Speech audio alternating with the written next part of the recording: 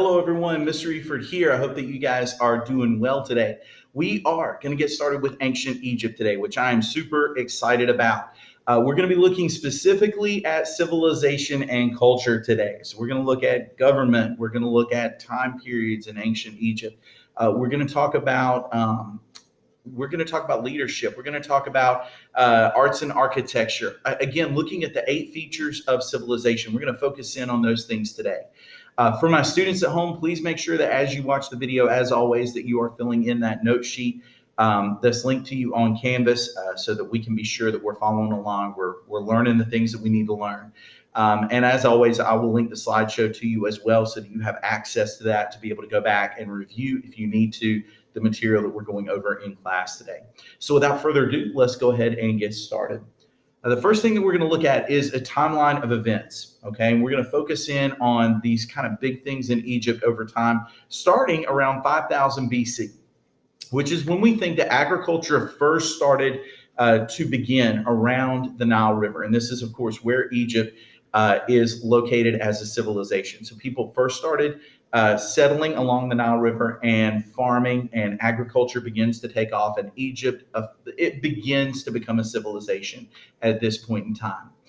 4000 BC, Egypt is made up of 2 distinct kingdoms, okay? There's an upper Egypt and a lower Egypt, and both kingdoms are kind of doing their own thing at this time.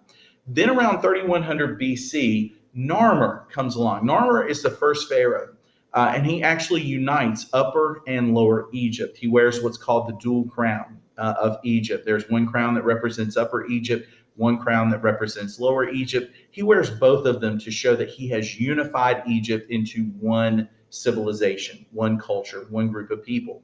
So Narmer becomes the first pharaoh of ancient Egypt. All right, around 2600, the Old Kingdom period begins, and it's a little bit hard to see it with the glare on my computer. So if you see me turn toward the screen, it's just so I can make sure I'm telling you the correct date. Around 2600 BC, the Old Kingdom period of Egypt begins. It's during this time, 2540 is when we think the Great Pyramid of Giza was built. Of course, the Old Kingdom is when the pyramids were constructed. By the time we move into the Middle and New Kingdoms, we have moved on from pyramids. The pharaohs were no longer building those. They realized that it was an extremely expensive endeavor to build a pyramid, and that the pyramids really didn't do what they had hoped that they would do. We'll talk about that more when we talk about the pyramids, what they were built for, and whether or not they accomplished their purpose. Okay. All right, so moving forward, around 2300 BC, the Old Kingdom begins to decline. We know that things are going to change. 2050 BC, Middle Kingdom of ancient Egypt begins. And then we're going to look at, this is pretty cool, 1500 BC, Queen Hatshepsut becomes the leader of Egypt. Her reign begins. And we're going to look at a couple of different queens in ancient Egypt that were all extremely notable, and they all had some pretty important accomplishments under their belt. So we're going to talk about that as we get into these lessons. And then 1279 BC, Ramesses II. We call him Ramesses the Great. He's probably the greatest leader in all of ancient Egypt as far as his accomplishments are concerned. Takes the throne of Egypt. Okay, so those are some of the events that we're going to kind of go through as we talk about the notes today. All right, here we go. Egyptian civilization began in the fertile Nile River Valley, where natural barriers discouraged invasion. We're really going to focus in on those natural barriers in just a minute, because it allowed Egypt to thrive really uncontested by other civilizations that were around them. Egypt did not have to worry about invasions like Mesopotamia did, or other civilizations that existed during this time period did. Okay. All right, between 6000 and 5000 BC, hunters and food gatherers moved into the Nile River Valley from less fertile areas. Now, you got to remember, the Nile is in the middle of a desert. So if they're moving through these deserts, they find the Nile River. This is a place where things will grow, and it's a very fertile area to farm and grow crops. Okay.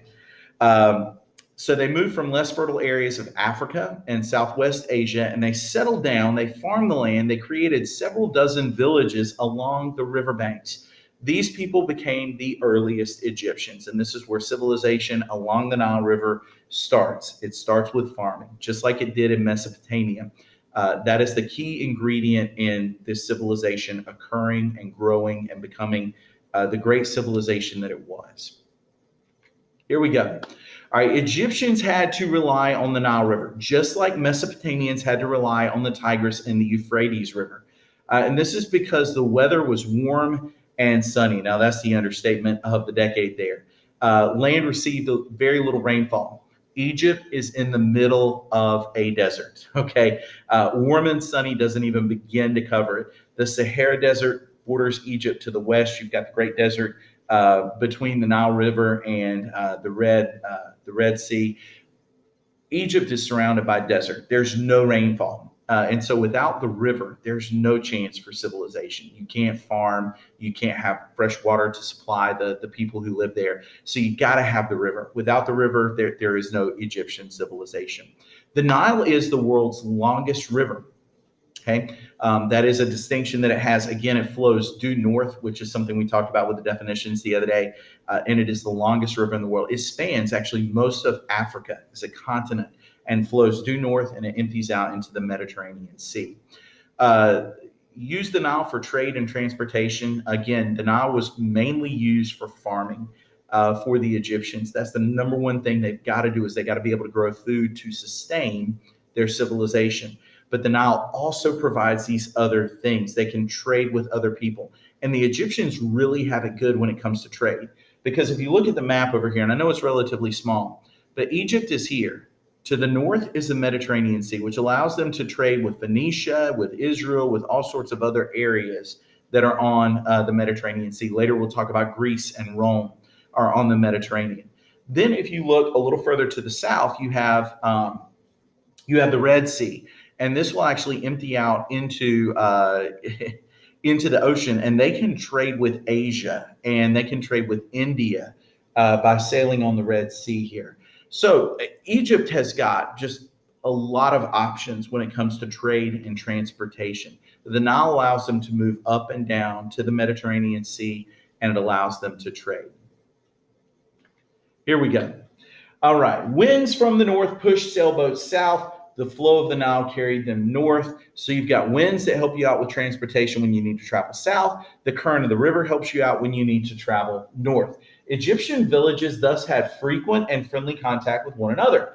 This is very different from the city-states of Mesopotamia, which were often hostile with one another, that they would fight one another, and there was constant warfare over resources. That was not the case with Egypt.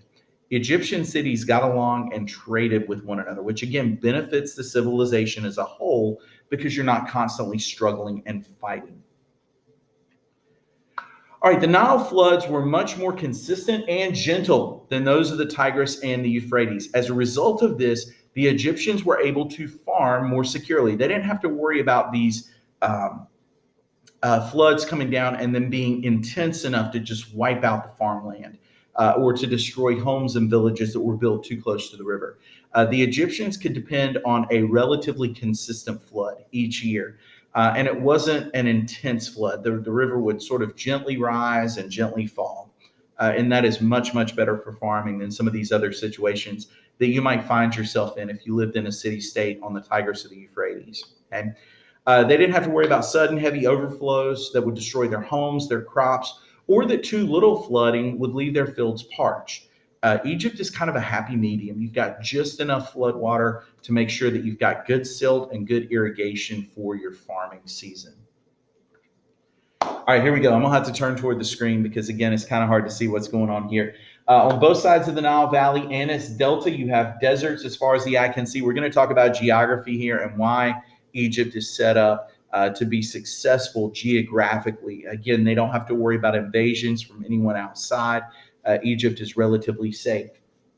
To the west, there is a vast desert that forms part of the Sahara, which is the largest desert in the world in northern Africa. To the east, stretching all the way out to the Red Sea, is the Eastern Desert. Deserts kept outside armies away from Egypt's territory. It protects them. It allows their civilization to grow without fear of invasion.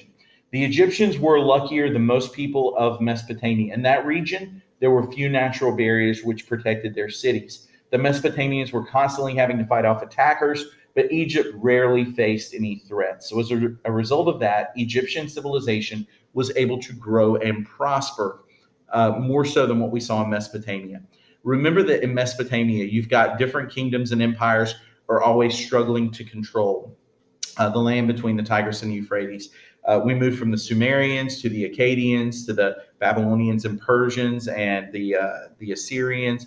All of those groups had at one point struggled to conquer Mesopotamia. They ruled it for a while. Then somebody came in and took it from them, and they ruled it for a while. Egypt is not like that. Egypt is very consistent as far as its government just continuing to exist, very little threat of invasion. Okay. All right, here we go. The Mediterranean Sea and the Red Sea provided Egyptians a way to trade with people outside of Egypt. Again, Mediterranean Sea, you can see all of Phoenicia and Israel are over here, Turkey. You've got Europe up here. There's Italy. That's where Rome is going to be later on. Greece is up here. Egypt can trade with all of them. The Red Sea allows them access to the Persian Gulf and this area around Asia. They can trade there. They can even make their way out to India. All of this trade can occur, and that benefits Egypt economically. All right, here we go. New technologies that the Egyptians either invented or they refined and made it their own. They developed geometry to survey, to measure the land. It helps them in building structures like the pyramids as well. They developed principles of astronomy. Again, that's studying the stars and the planets in the heavens. They invented a 365-day calendar. That's what we use today. It had 12 months, just like we use today, but it only had 3 seasons. And if you think about it, it makes sense that they would only have 3 seasons because winter does not exist in Egypt as far as the weather getting colder. And so you had the planting season, the harvest season, and the flood season. Those were your 3 seasons of the year. Okay. This calendar does become the basis of our modern calendar. To determine the amount of stone they needed for a pyramid, as well as the angles that were necessary for the walls, the Egyptians made many advances in mathematics. They invented a system of written numbers using 10. Again, that's the basis of our own numeric system. Everything is based off of the digits 1 through 10. Okay. They also created fractions, using them with whole numbers to add, subtract, and divide. So when you guys are in your math class, you can thank the Egyptians for their advancements that they made toward mathematics. All right, in Egypt, as in Mesopotamia, skillful farming led to surplus. That means having more than you actually need, extra amounts of food. This freed up some of the people to work as artisans rather than just farmers. They could become craftsmen. They wove cloth, they made pottery, they carved statues, they shaped copper into weapons and tools. And as more goods became available, Egyptians would trade with each other. Before long, Egyptian traders were carrying goods beyond Egypt's borders to Mesopotamia. And so trade begins to increase and expand. And that's a great benefit to Egypt as they're able to trade with more and more groups of people outside of their own civilization. All right, the rise of government. We know that government is one of those important components of your 8 features of civilization. The advances in farming, in crafts, in trade created a need for government in Egypt. Government emerged to help plan and direct irrigation systems. Surplus grain had to be stored and passed out in times of need. Disputes over land ownership had to be settled. You need government officials who can come in and be objective and look at a situation and determine who's right, who's wrong, to determine where the best lanes for irrigation are concerned so that people can't argue that you're digging an irrigation ditch on my land. The government can come in and do those things. So need for government increases, and the Egyptian government emerges from the problems that arose from surplus, them having too much, and people beginning to become artisans, branching out. Government helps to sort of organize and categorize and put things where they need to be. All right, the earliest rulers were village chiefs. Over time, though, a few strong chiefs united groups of villages into small kingdoms. By the year 4000 BC, Egypt was made up of 2 large kingdoms. Okay, In the Nile Delta was what was called Lower Egypt. Remember, we talked about the flow of the Nile River, how it flows north. And so near the Delta, which is up toward the top of the Nile River, is Lower Egypt. To the south was where Upper Egypt was located. In the year 3100 BC, Narmer, who was the king of Upper Egypt, led his armies north and took control of Lower Egypt. And the two kingdoms became unified. So Narmer actually wages war with Lower Egypt, and he wins. And as a result of him winning, he combines both of these kingdoms into one unified Egypt. Okay. Narmer ruled from a city called Memphis, and this is not Memphis, Tennessee. This is Memphis, Egypt, a city that he built on the border between the two kingdoms. Memphis developed into a center of culture and power along the Nile River. Okay, and we talked about the two crowns of Narmer, and this slide depicts that. You've got the crown of Upper Egypt, which is the white crown. It has the snake on the front. There's a cobra that's reared up and in a striking position, or a position where he could strike out. You've got the crown for Lower Egypt, which is this red crown that goes around the white one. And Narmer here is wearing the crowns united. He's got the white crown on underneath the red one, and it shows that he has united Upper and Lower Egypt. The bullet points here say to symbolize the kingdom's unity, Narmer wore the double crown. The helmet-like white crown represented Upper Egypt, and the open red crown represented Lower Egypt. And he wears these two together to say, I am the king of both, that Egypt now, both the northern and the southern kingdoms are both under my control, and I'm the leader. Narmer becomes the first pharaoh of Egypt as a unified civilization. Over time, ancient Egypt will be ruled by 31 different dynasties. Now remember, a dynasty is a family of rulers where leadership is passed from father to son, from generation to generation, which together lasted an estimated 2,800 years. Historians group Egypt's dynasties into three main time periods called kingdoms. The earliest period is called the Old Kingdom. It was followed by the Middle Kingdom, and then, of course, the New Kingdom is last. Each marked a long period of strong leadership and stability.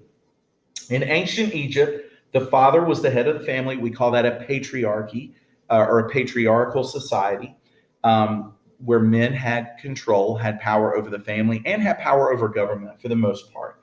However, Egyptian women did have more rights than females in most other early civilizations. In Egypt, women could own and pass on property. They could buy and sell goods. They could make wills. They could obtain divorces. Upper class women were in charge of the temples, and they could perform religious ceremonies. So women did have an important job to play in ancient Egypt. All right, what you see here is called the social pyramid, okay? And you have your different class structures, which are listed on the pyramid. Now, of course, up at the very top is the pharaoh. This is where he is, the very top dog in Egypt. He makes the rules. He calls the shots. He's in charge. So he's at the very top of the pyramid. Underneath the pharaoh are the priests and the nobles. Again, very important citizens in Egypt, but they're underneath the authority of the pharaoh. Okay, they can't outrank him. Underneath the priests and nobles are traders, artisans, shopkeepers, and scribes. And again, these are your more wealthy people. They are influential in Egypt as well because of the jobs that they have. Your next level down, you have farmers and herders. Okay, these are your food producers in Egypt, and they have an important spot on the pyramid, but they're nowhere near the rank of the pharaoh or the nobles or anyone else who's above them. Okay, and then at the very bottom, you have unskilled workers. Okay, and this makes up the social hierarchy or the social classes of ancient Egypt. And remember that social classes are an important part of the 8 features of civilization as we look at the breakdown of what makes a society, a civilization, what it is. Okay. All right. I hope that you guys have learned something. Please make sure that you are filling out your notes. If you're a student in my class, this is the end of our lesson on Egyptian civilization. We do have some vocabulary here, but we've already covered vocabulary with our power words, so I'm not going to spend too long on this. A few words that we really didn't touch on. A cartouche is a tablet with a border, sometimes used as a nameplate. We talked about hieroglyphics already, so I'm not going to spend any time on that. The Nile River is the river that runs through Egypt, longest river in the world. The Ankh. The Ankh is a hieroglyphic symbol that represents life after death. And this is part of those religious views that the Egyptians had that when a person died, their spirit continued to exist. And again, that idea of mummification all ties in with this as well. Okay. Pyramids, which we're going to talk about later on, the pyramids were actually a burial place for kings. It was their burial chamber, a tomb, in other words. Pharaoh, we just talked about a little bit earlier. Necropolis is another word we haven't talked about. This is the place for the burial tombs of the kings and the wealthy people. So if you were higher up enough in society, then you might be buried in the necropolis. And then papyrus is very, very important with Egyptian culture. This is the paper that the Egyptians would write on. It's made from a plant, a type of reed that grows on the banks of the Nile River. And that's it. That's our lesson on Egyptian civilization and culture. Again, for my students at home, please make sure that you have filled out your notes on the Kami tool. Make sure that you save those so that I'll have access to them and I can look at those a little bit later on to make sure that you guys are doing what you need to do. Hope that you guys have learned something from our lesson together. And for those of you who are in my class, I look forward to seeing you the next time we can be in class together. Until then, take care.